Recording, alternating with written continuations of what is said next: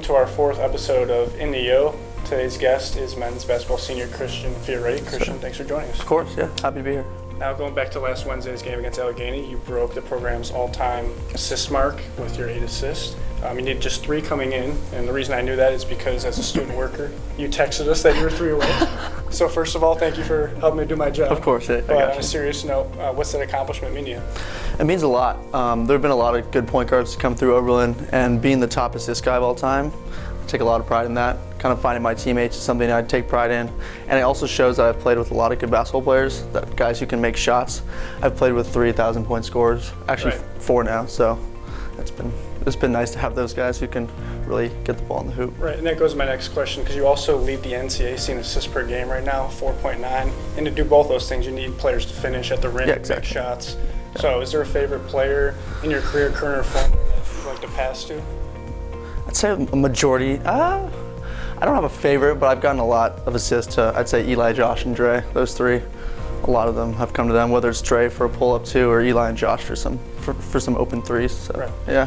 Now, my third question is, I have to apologize because before the Hiram game, we were talking at the scorer's table.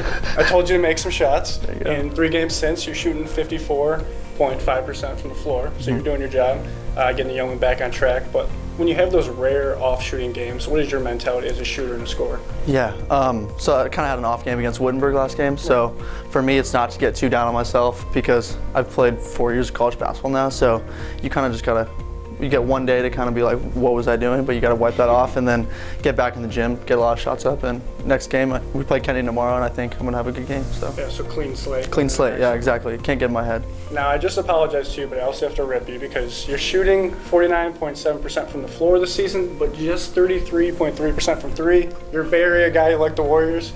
Maybe falling in love with the three-pointer a little too much because you're great at driving to the rim. Yeah, I'm a good 3-point shooter, so I'm gonna keep shooting it, but. Shoot. Exactly, shoot.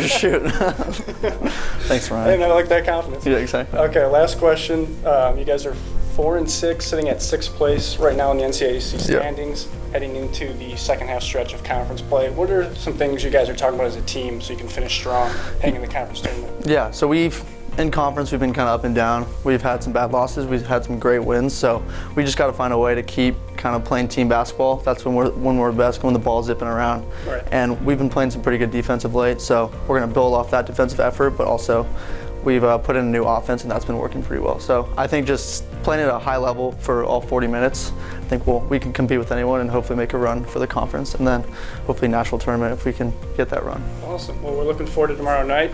It's an Oberlin basketball doubleheader inside Phillips Gymnasium. The women play at 6, the men at 8, hosting Kenyon College. We hope to see you there. Christian, thanks again for joining us, and good luck tomorrow. Thanks, Ryan.